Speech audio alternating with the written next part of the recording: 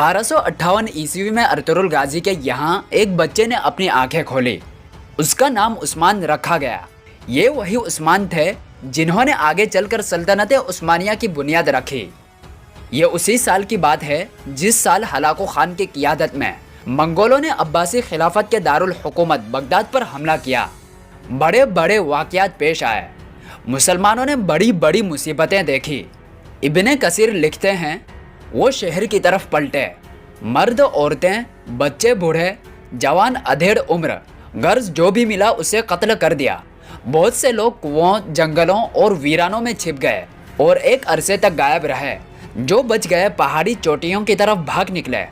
उन वहशियों ने यूं खूनरेजी की कि खून गलियों में बारिश के पानी की तरह बहता था।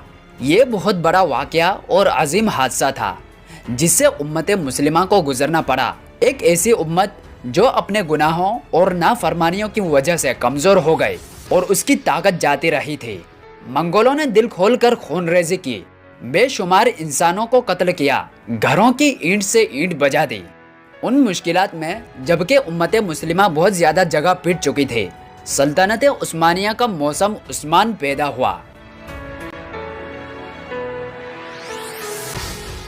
यहाँ पर गौर करने वाली बात यह है कि उम्मत मुस्लिमा जब अपने कमज़ोरी की इंतहा को पहुँच चुकी थी, वहाँ से उसे दोबारा उरूज हासिल हुई और वो इज्जत व कामयाबी की इंतहाई बुलंदियों की तरफ बढ़ने के लिए तैयार हो गई। ये हिकमत खुदावंदी है। वो जैसे चाहता है वैसे ही होता है। उसका हुक्म नाफिज होकर रहता है। अर्तुगरुल गाजी की वफात के बाद उस्मान गाजी उनका जानशीन हुए। ये सल्तनत उस्मानिया के बानी और पहले ताजदार है। अर्तुगरुल ने अपने ज़ोर क़ुव्वत और सल्तनत सल्जूकिया के इंतशार के बावजूद कभी खुद मुख्तारी का दावा नहीं किया और गो सल्जूकी उमरा ने सल्तनत की कमज़ोरी से फ़ायदा उठाकर खुद सर हुकूमत कायम कर ली थी। लेकिन वो खुद आखिरी दम तक सुल्तान कोनिया का वफादार और जागीरदार ही रहे। उस्मान गाजी ने भी यही रोश अपनाया और अपनी फतूहात से सुल्तान की शान शौकत को एक हद तक महफूज रखा। ये वो ज़माना था जब सल्तनत सल्जूकिया दम तोड़ रही थी और एशियाई कोचक में तवाइफुल मुल्की फैली हुई थी। इस बिना पर अपनी फतूहात का दायरा फैलाने के लिए इससे बेहतर मौका उस्मान को नहीं मिल सकता था। लेकिन उन्होंने अपनी तवज्जो ज़्यादातर बाज़ंतीनी इलाकों की तरफ मबज़ूल रखी। इसकी एक वजह यह थी कि खुद उस्मान गाजी की जागीर बाज़ंतीनी सरहद से मुत्तसिल वाक़े थी।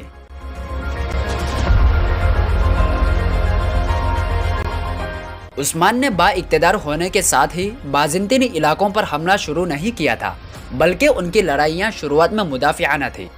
बाज़ंतीनी किलेदार सल्तनत सल्जूकिया के सरहदी इलाकों पर वक्तन फ़वक्तन हमलावर होते रहते थे।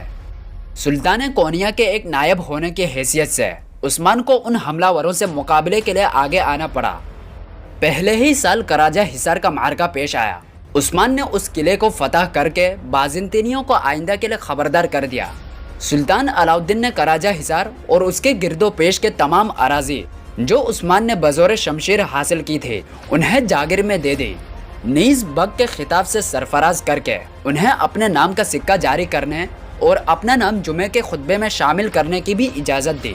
इस तरह लक़ब के अलावा बादशाही के तमाम इम्तियाज़ात उस्मान को हासिल हो गए। ये कमी भी चंद सालों के बाद पूरी हो गई। 1300 ईस्वी में मंगोलों ने एशियाई कोचक पर हमला किया और उसी जंग में सुल्तान अलाउद्दीन मारे गए। कुछ रिवायतों में है कि उनका कातिल खुद उनका लड़का गियासुद्दीन था, जिसने तख्ते सल्तनत के खातिर ऐसा किया था। बहरहाल मंगोलों ने गियासुद्दीन को भी कत्ल कर दिया और एशियाई कोचक में सल्तनत सल्जूकिया का खात्मा हो गया। अब उस्मान गाजी बिल्कुल आज़ाद और खुद मुख्तार थे और आइंदा उन्होंने तमाम फतूहात एक खुद मुख्तार फरमा रवां की हैसियत से हासिल की। उस्मान का मकसद ज़िंदगी सिर्फ फतूहात का हासिल करना और गिरदो पेश की रियासतों को अपना मुतीह बनाना न था। 1291 ईस्वी से 1298 ईस्वी तक उन्होंने अपनी तवज्जो तमाम तर हुकूमत के इंतज़ामात व इस्तेहकाम के जानिब मबज़ूल रखी। हुकूमत के मुख्तलिफ शोबे कायम करके हुक्काम का तकर्रुर किया और रियाया के फलाह व बहबूद के इंतज़ाम में मसरूफ़ रहे। लेकिन दूसरे तुर्क सरदारों ने जो उस्मान की बढ़ती हुई क़ुव्वत से खाइफ थे, उनकी खामोशी को कमज़ोरी समझा और बाज़ंतीनी किलेदारों से इत्तेहाद करके उनके मकबूजात पर हमलावर हुए। इस तरह जंग का जो सिलसिला 1298 ईस्वी में छिड़ा وہ عثمان کی طرف سے شروعات میں بالکل مدافعانہ تھا، لیکن ان حملہ وروں کو بہت جلد اپنی غلطی کا احساس ہو گیا۔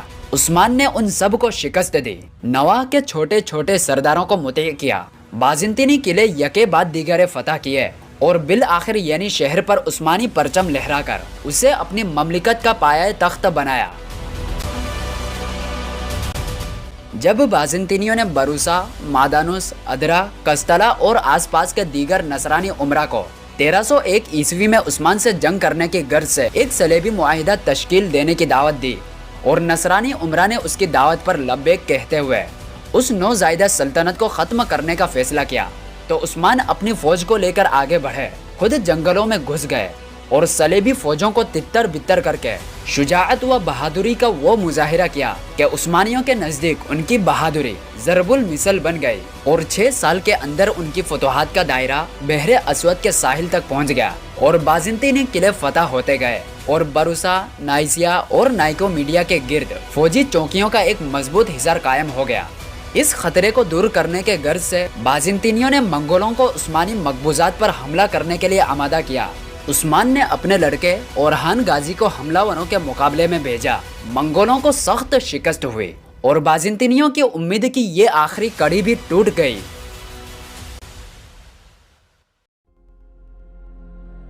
بازنطینی سلطنت کے کئی سپہ سالار عثمان کی شخصیت سے متاثر ہوئے اور ان کے طریقہ جنگ اور سیاست کو پسند کیا، حتیٰ کہ عثمانیوں کی صفیں نو مسلم سپہ سالاروں سے بھر گئی، بلکہ بہت سی اسلامی جماعتیں خدمت اسلام کے جذبے سے سرشار سلطنت عثمانیہ کے جھنڈے کے نیچے جمع ہو گئے، جیسے جماعت غزایا روم یعنی رومی غازی۔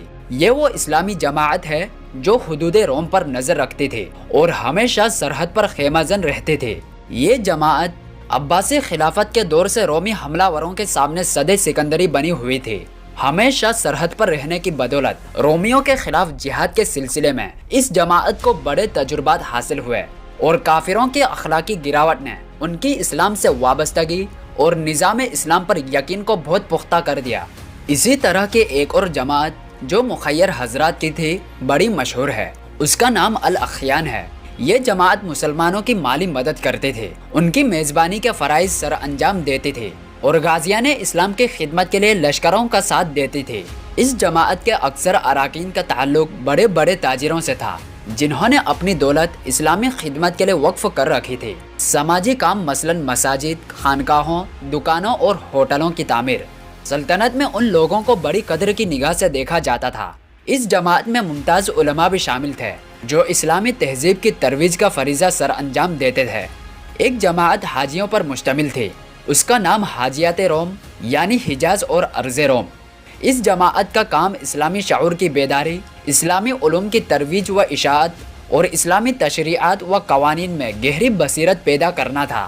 ان کے علاوہ کئی دوسری جماعتیں بھی تھیں جن کا ہدف مسلمانوں کی بالعموم اور مجاہدین کی بالخصوص مدد کرنا تھا۔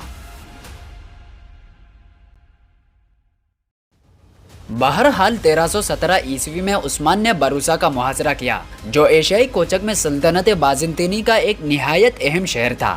محاصرہ تقریباً 10 سال تک جاری رہا۔ بالآخر 1326 عیسوی میں عاجز آ کر محصورین نے ہتھیار ڈال دیے اور ترک فوج اورحان کی سرکردگی میں فاتحانہ طور پر بروسا میں داخل ہوئی۔ عثمان اس وقت سوگت میں بستر مرگ پر تھے، لیکن وفات سے پہلے اورحان یہ خوشخبری لے کر ان کے پاس پہنچ گئے۔